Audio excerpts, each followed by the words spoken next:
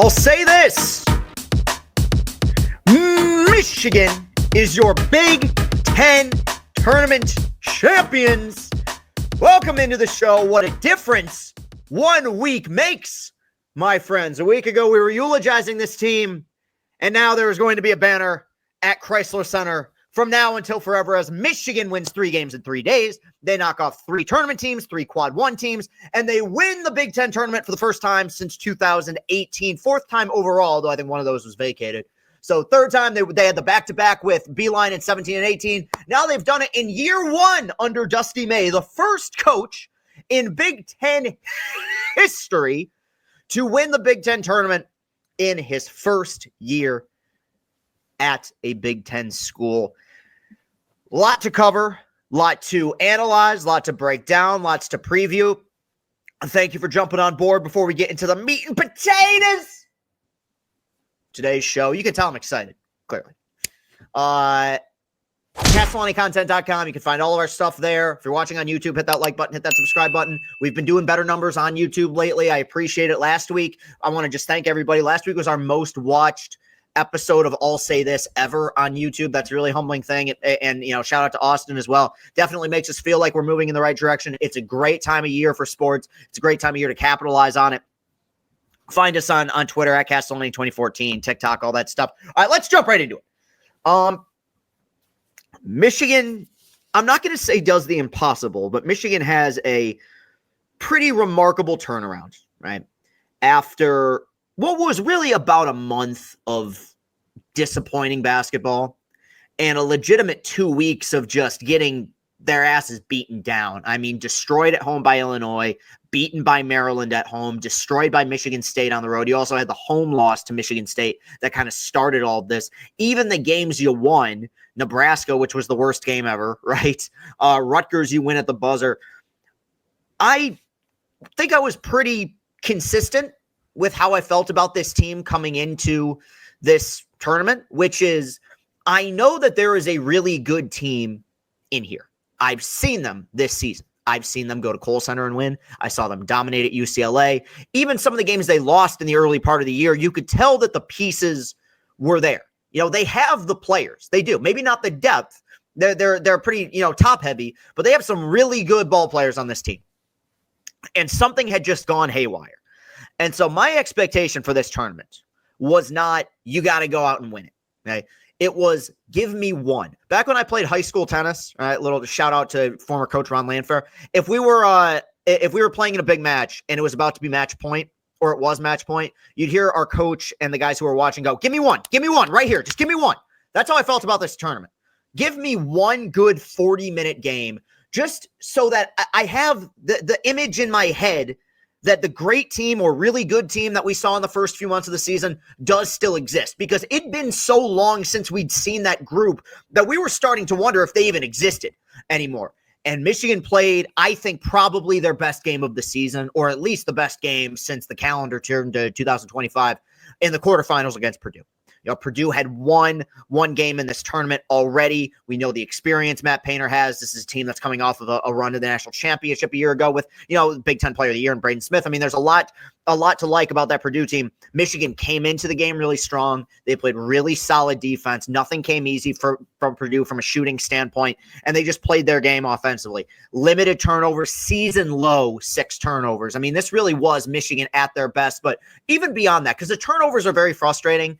And I hate saying what I'm about to say, but turnovers are kind of the identity of this team in a weird way. Like, it's hard to imagine this group not turning the ball over a ton. I think the Friday game against Purdue is kind of an anomaly. There's been ways around it, and they've won a lot of games despite the turnovers. And the reason I bring that up is you can have a game where you're turning it over a fair amount of times. I need to see movement offensively. I need to see guys creating shots for themselves. I need to see pick and roll. I need to see high ball screens. I need to see guys being active when Michigan is on the offensive end of the floor. And you really saw with so many games that they played down the stretch, them coming into games deflated, lacking energy, seeming defeated as they came into the ballgame. And I think really kind of where it starts is the fact that your guards woke up, mainly your point guard. Trey Donaldson, I'm really happy for him. And that was the kind of the big thing that I talked about after the game against Maryland, which we'll bring up in a second, is the fact that, yes, Michigan's backcourt is the weakness of their team. Like, the strength is obviously the 2 7-footers they have and the pick and roll that you can play, that you can have with those two guys. I mean, Danny Wolf is not your average 7-footer. It's true that the backcourt is the weakest part of the game, but the backcourt is the weakest part of this team. But the backcourt isn't.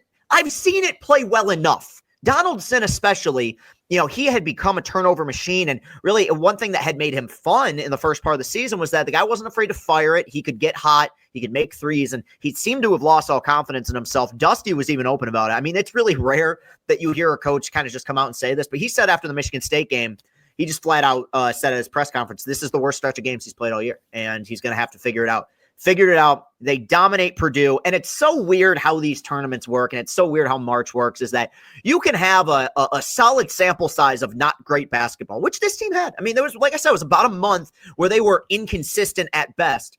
And then you see that game against Purdue, and I'm like, okay, I wanted one, but you might as well just go win the thing. And they come out against Maryland, and what was a great game. I mean, really, I know that the championship game was ugly. At least it was close. Those 2 semifinal games were theater, man. Michigan State narrowly losing to Wisconsin, Michigan narrowly defeating Maryland, and in what was really the defining game of this tournament, especially the defining moment of this tournament, Michigan jumps ahead by 15 in the second half, and then it was par for the course, because we saw this stretch so many times this year where they're playing great basketball. They're spacing the floor. The defense is really good. Other team, it starts slow. The other team knocks down a few shots. It goes from 15 points to 9 points. Okay, it's no big deal. Back-to-back turnovers. They hit a 3, and all of a sudden that 15-point is now a 6-point lead, and that 6-point lead becomes a 2 or 3 point deficit. And they found themselves behind. And it was kind of back and forth. Donaldson hit a huge 3 to put them up 3 at one point. I thought maybe that would be enough. Maryland gets 4 points in a row, including 2 Derek Queen free throws with 5 seconds left. And really, I mean, this was it was a Beeline-esque set to end the ball game there. And Beeline was always the master of those last second drawing plays up in the sand. I mean, the Jordan Poole shot against Houston is like the number one example of this. But, I got to give Dusty May a lot of credit. And you got to give Trey Donaldson a ton of credit for that. Just, it was a small, nothing complicated about it. Inbound pass to Vlad, underhand toss to Trey Donaldson. He gets a full fucking Jahmyr Gibbs head of steam to the basket. And it's one of those things where I always get frustrated in those situations where guys usually pull up from 30 feet, right, and just kind of force up a 3, which sometimes it goes in, sometimes it doesn't. For a guy, especially a guy of that size, to go full head of steam to the basket, no fear, making a layup with, I think it was originally 0.1 tenths of a second. They added a few more tenths. I think it was 0.4 for essentially what turned out to be the game winner. Just an unbelievable moment. And I think it shows the confidence that Dusty May still has in his point guard, that, you can be down to your last breath with 5 seconds left in the game, and you still put the ball in his hands. It's weird to say this about a team that has the talent that they have, and you have Vlad, who's first team All Big Ten, and you have Danny, whose ceiling is incredibly high, but there's been multiple points this year when they've needed buckets, whether it's free throws, 3-pointers, 2-pointers, and they've gotten them from Trey Donaldson. That was an electric moment, man. That was really cool to put them in the finals of this tournament. Then, the page turns to Wisconsin. You come in feeling pretty good about it, and Michigan falls behind by double digits at one point. I mean, they were playing like crap. Now, I give them credit. The defense kept them in all game. Tanjay was 1 for 14 from the floor after scoring 32 against Michigan State the day before. And the only field goal he made was a dunk. He made a fair amount of free throws as well. But it was a remarkable defensive effort. And it was a frustrating thing because, it's why there's 2 sides of the ball for a reason. Because I was watching this game saying they are playing too good defensively to lose this game. And then the other side, I'm saying to myself, they are shooting the ball way too poorly to actually win this game. And it's credit to this team. And it's something that I think we saw in the early part of this season that I think actually bodes well for them as we enter, the NCAA tournament, is the fact that there's going to be those nights, and no matter how dominant you are, unless you're a team like a 09 North Carolina where you just have everything, there's going to be that night in the tournament where your shots just aren't falling. Maybe it's for a half, maybe it's for an entire game, what have you. And you got to get in that rock fight, and it's where being good defensively really matters. My friend Anthony Broom had a stat, and I don't know if this stat is dated now over the last few years. I don't think it is. That every NCAA tournament champion of the 21st century, so obviously dating back to Michigan State winning it all in 2000 with Mateen Cleaves, was ranked in the top 15 in both offensive and defensive efficiency. The only teams that were exceptions to that rule were 2011 UConn and 2014 UConn. 2011 UConn was totally carried by Kemba Walker. 2014 UConn, I would contend, is arguably the worst team to ever win the NCAA tournament. So, I mean, I think that's a pretty legitimate statistic. And the reason I bring it up is the fact that you gotta be efficient on both sides of the floor. Michigan played an elite defensive game that kept them in it. And then finally, I mean, I want to say last 10 minutes, but it was really like the last 6. They started getting something going offensively, some rhythm. I mean, starting to run pick and roll again, getting it down low to Vlad. They made their free throws in this tournament, which is a huge thing that they have not done at points throughout this season.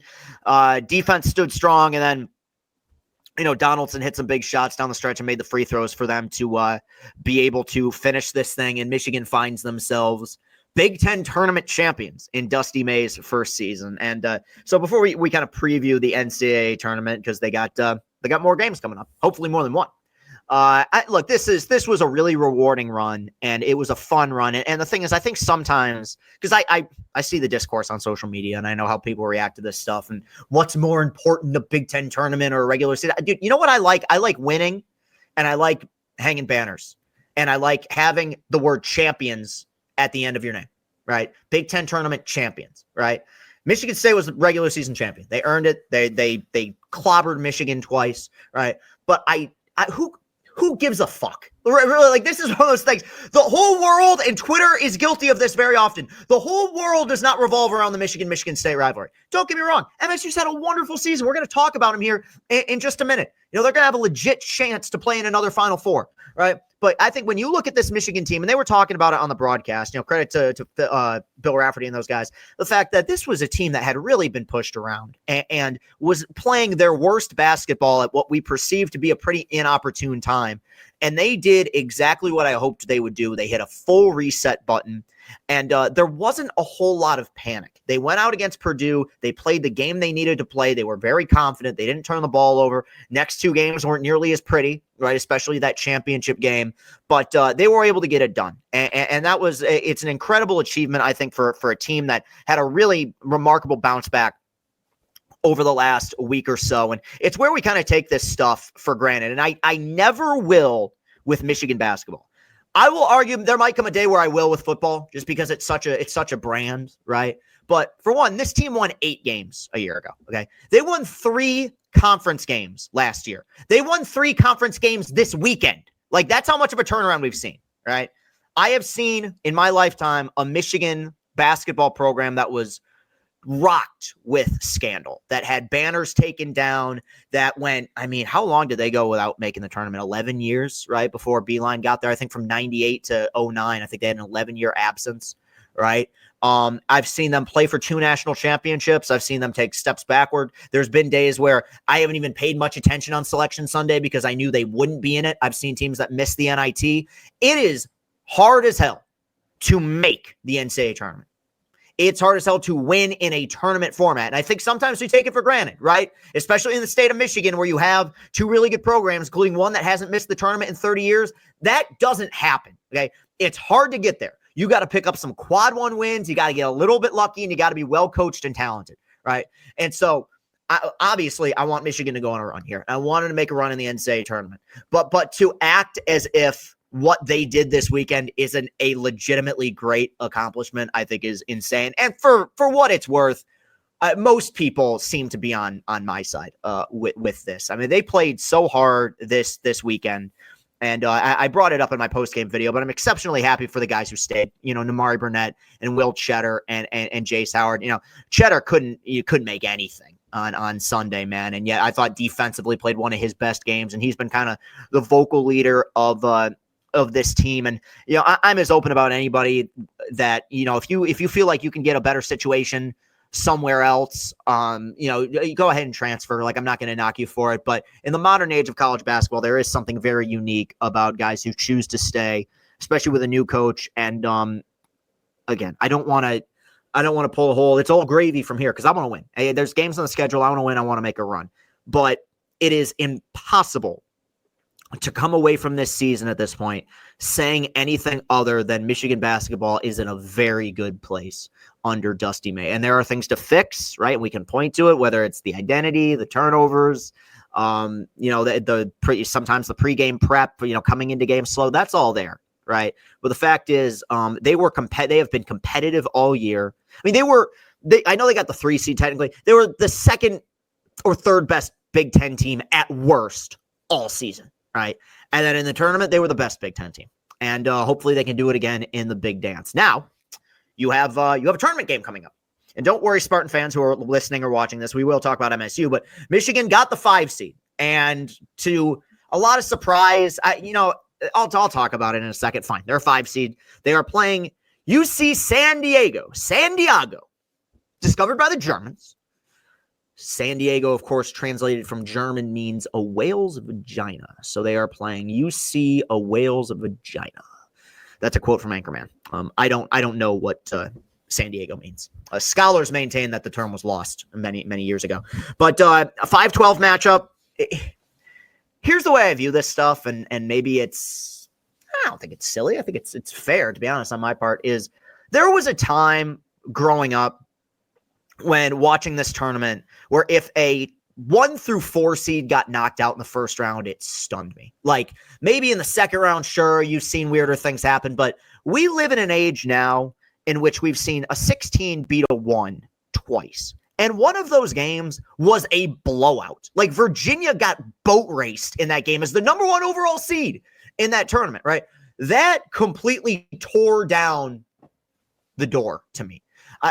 I understand favorites and underdogs is a term that's really based around Vegas and the betting odds. I get it. But when I watch these tournaments now, to me, there's almost like no upsets. Every team is here for a reason. Any team can beat the other. And Michigan is going to be playing UC San Diego. And I mention all that just because whether Michigan was a 4 seed, 13 seed, or going up against a 13 seed or a 5 seed going up against a 12, I think every matchup at this point in the campaign is tough. You have earned the right to be here. The 68 best teams in the country are here for a reason. So Michigan is playing against a team that has some unique storylines, okay?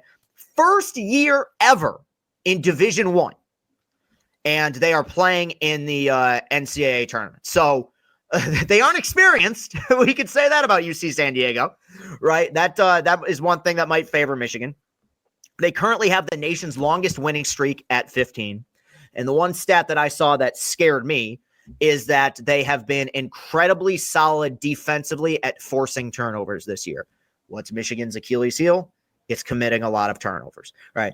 I said in my postgame video after the game against Wisconsin on Sunday that I don't really think there's much correlation between conference tournament success and NCAA tournament success.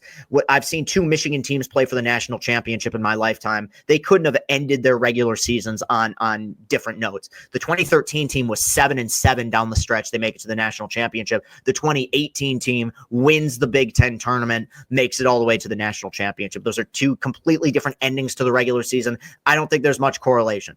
Michigan is playing good basketball. They're in a very confident headspace right now after winning the Big Ten tournament. That's great. But every game from here on is going to be a grind. And you could argue every game from over the last month or so has really been kind of a grind. And I think that's one thing that has me feeling good about this team is the fact that I think that it's similar to the Tigers, at the end of last season. They've been in tournament mode for a while now, I feel like, whether it's the quality of opponent that they're playing or just the fact that they're playing for a Big Ten tournament title or a Big Ten regular season title.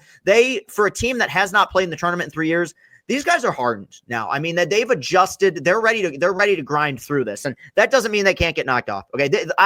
My opinion of what this team can be has not changed because of this most recent weekend. And don't get me wrong, this most recent weekend was awesome, right? It was incredible. But I've said for a heavy majority of the year, this is going to be a vulnerable team. And I got a comment, and forgive me, I can't remember who it was that made this comment, but somebody said a while back that on my Twitter, which is typically not a hotbed for common sense, but somebody said, this Michigan team is every bit as capable of, I'm sorry, let me rephrase that. This is the kind of Michigan team that could win their first game by 1 at the buzzer and then end up beating Auburn to win the national championship. Now, Auburn and Michigan are in the same region, so that won't happen. But the principle of that comment remains the same. There's just a lot of variance. I have been watching sports a long time. There is not a team that I can compare to this one. They are a little bit of everything, which has made them a little bit of everything. It's made them fun. It's made them maddening. It's made them inconsistent. It's made them poised. It's made them manic. It's made them mature and immature.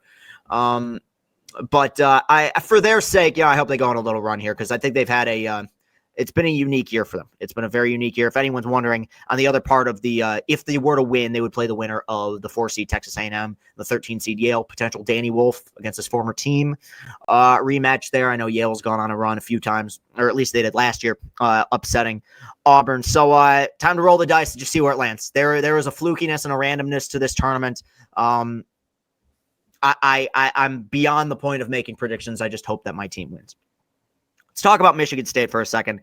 I'm not going to spend a whole lot of time recapping what they did in the Big Ten tournament.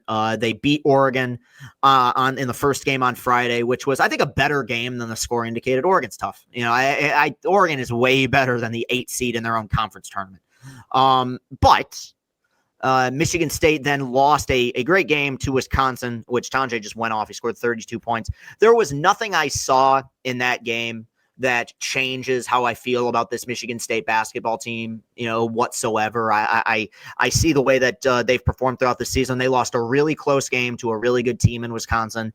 Everyone was healthy. There wasn't some bizarre kind of anomaly where they were turning it over a ton or they couldn't make their shots. It was a neck and neck coin flip game that went Wisconsin's way.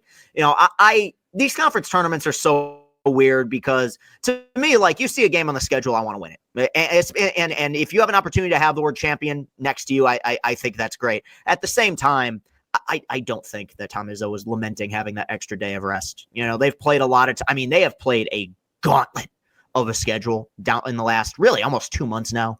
And the fact that, they came away from it with only a few losses, they got to be happy with where they are. They will play Bryant in a 2-15 matchup in the first round of the tournament. Bryant, who I found out the other day, is coached by Phil Martelli Jr. So nepotism in full effect, but he's gotten them to the NCAA tournament. Look, it's 2-15. You got to imagine Michigan State's going to win that. Michigan State has had, and this Tom deserves credit for this. I know they've been upset a few times. Michigan State has had one spectacular upset in the Tom Izzo era in the NCAA tournament, and that was 2016. And that was huge. No one saw that coming. Beyond that, Michigan State would then play possibly Marquette. Marquette's the 7th seed. I can't even remember who the 10th seed is. I got to lock in a little bit. I've just been focused on these teams. Michigan State beat Marquette in a 2-7 matchup a few years back. Shaka Smart's got a pretty consistent program there. But the one thing I don't like, and this is a personal bias thing, I understand that there's only so many teams, and especially in a situation like this year where you had 14 teams from the SEC alone making the NCAA tournament. That's a tournament record. I understand that matchups are going to be a little wonky. Just in principle, I don't like Michigan and Michigan State being in the same bracket. I don't know why. It's just like, I like the idea that you play your conference and you're focused on your conference. And of course, things have changed because there's 30 teams in the Big Ten now, but you play your conference. And then when you get to the NCAA tournament, everyone kind of goes into their separate corners, and then you might meet up in the Final Four of the national championship. Now, hey, there's a chance these teams meet in the Elite Eight, which as I'm speaking right now, like, is that how this ends? Like, you got to think, given the state of this rivalry and what happened this weekend and what happened last weekend, like, that's how it ends, right? I did in the original version of this show, which was started 3 years ago, I did a whole segment about what would happen if Michigan and Michigan State ever played each other in the national championship in basketball. There was 1 year in which I thought it was a legit possibility, and it was 2014. Both teams lost in the Elite Eight. Obviously, that can't happen this season, but given the way things have gone down, I don't know if I can call it fun, but it would be a hell of a storyline to see these two teams match up in the Elite Eight. So I haven't even looked officially at a bracket enough to fill it out. And really, if you're going to me for bracket analysis, look, man, in other sports, there's maybe a little bit more of a science to this. In the NCAA tournament, this shit is luck. There's a reason no one's ever had a perfect bracket, dude. This is the most unpredictable, strangest postseason format that there is. And we love them for that. We absolutely love that, right? It's great. But at the same time, if you're coming away from this weekend saying, I think I've got an art form, I think I've got it down to a science, I think I've figured out how to fill out this year's great bracket, you don't. And maybe you end up having a great bracket. It's luck. It's luck. All right, I think that we've squeezed all of the juice out of the proverbial basketball rag for this one. Ugh, God. Let's talk a little bit of Tiger baseball as we get closer to opening day. Opening day will be March 27th. They open at night against the Dodgers. Let's discuss it. Some more injury news. Parker Meadows officially out through opening day. I guess really the only news to talk about is how it relates to injuries and what we're seeing from some guys at the plate. I don't know if I said it on this show, but I definitely said it on a live stream at one point, that the funniest thing that could possibly happen to this team is that Spencer Torkelson has a great spring training. Spencer Torkelson is kind of having a great spring training. Now, the other thing that has happened is that you have two outfielders. Now, I know Vierling can play third base as well, but two, outfielders by trade who are injured. And you're in a position now where you've had several guys trying new positions. You've got Colt Keith playing first for the first time. You've got Malloy playing first for the first time. I think you're going to try to stick with Glaber at second, but then you got Torkelson hitting. And, there's the old adage, if you hit, they'll find a spot for you. And that is correct. The problem is that principle, I think, applies to like 60% of this lineup right now. And Spencer Torkelson is currently getting reps in at right field. I want to say he played something like 24 games in right field when he was at Arizona State and committed a fair amount of errors. I mean, I can't really say I feel confident. Look, it's great that Torkelson is hitting in spring. It's great. And guys, I'm going to stand by it. I said it last week and somebody called me out for it when I clipped this for TikTok. He hits with this pitching staff. This is one of the favorites in the American League. I genuinely think that. That free agent signing that you didn't make, all of a sudden it doesn't matter because you've got Torque in the middle of your lineup ripping 35 bombs and driving in 100. I mean, that could be huge. One thing I talked about with Scott, and I've talked about it with Cody Stavenhagen, and I think that it is going to be something that's going to be an issue the deeper we get into the season. This infield defense, and now without Parker, your outfield defense, Sands, Riley Green, and left. Guys, there's no other way to put it. It sucks. I mean, Jake and Dingler will be great behind the plate. Jake especially, right? The shortstop position, I think Sweeney will be fine. Javi is inconsistent, but we know he's capable of the spectacular. Glaber is not a good second baseman. Colt Keith is, it's just a risk. That's all it is. I mean, it's his first year at first base. Maybe he wins a Gold Glove there, but we don't know. Third base, that's not Jace Young's natural position.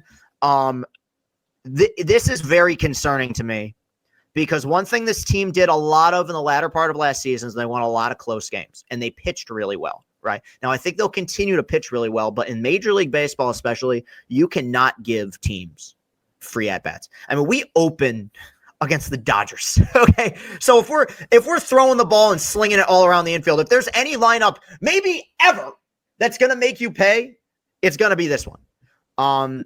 And I think as a season goes along, those issues start to get exploited a little bit. It is kind of scary territory. I was talking about it with people over the weekend.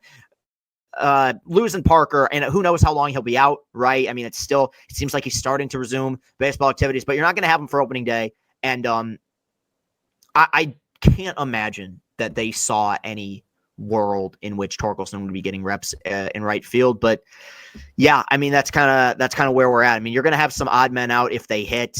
You just got to pray the guy this pitching staff can hold up until some of these guys come back. And the pitching staff it's going to be excellent. I mean, Skubal was hitting 100, struck out 7 over 5 innings the other day. I mean, where he barely broke a sweat, against the Phillies in spring training. I know Jack got rocked a little bit the other day, but he's a veteran. He'll be fine. Reese looks good. There's no concern that I have with the pitching staff, but the concern lies with the offense and now at this point with the defense. One other thing that's actually more hopeful, because I don't want to be down on this team too much. Yesterday was the spring breakout game where some of the top prospects for the Tigers or for a particular team play a game to kind of showcase their talents. Tigers played. You got to see some efforts from Max Clark, Bryce Rayner, who was last year's first-round pick, I keep Jose Persueño. I said, sorry, I brain fart for a second. These are all guys that are up and coming prospects. And it's where I'm having such a difficulty putting my finger on where this 2025 team is going to finish, because I've watched this organization when they've employed smart people, and I've watched them when they've employed not as smart of people. And when it comes to player development, sometimes as a fan, it is as simple as the eye test. And I watch these guys like Lorenzo or Clark or Bersueño or Bryce Rayner, and you can immediately tell that there is an element to their game that can make them very special. Now, they still have a long ways to go and they still have to develop, but that was always one thing that we tried to hide when the Mize, Manning, and Scuba were coming up, is the fact that we heard all about how great these guys were, and yet when we watched them, the only one that really kind of blew us away was Tarek. Now, Mize looked great in spring. Boy, Mize looked great in spring. But the point I'm trying to make is that organizationally, they are in a better place than they've been in a decade, and that doesn't guarantee 2025 success, but God, they're close. I would like for it to be this year. I really would. My hope is that last year was kind of the light that lit the spark. Is that the term? I think I just completely fudged that entire term. Whatever. But the gasoline that started the fire, so to speak, or inflamed the fire. I'm not even speaking English at this point, because there are a lot of good things happening. It's strange to say this. The weakest element of this organization right now is their major league roster. And that's not to say the major league roster is bad. It's just that if I had to give a grade to everything I'm seeing organizationally, I'm giving it an A to an A- across the board, sans what is probably right now a B- C+ roster. Now that can change and I'm including the injuries on that, so maybe I'm being a little bit stingy, but yeah, there are things to look forward to, and we are getting close to opening day. It is a wonderful time of the year in sports, and that will conclude it for today's episode of I'll Say This. Thank you guys very much for tuning in and continuing to be supportive of the stuff we put out and the stuff that we create. I really think that we're trending upward. We're doing well on TikTok. I don't want to rehash things. I'll just say that it's been just about a year since a pretty major event.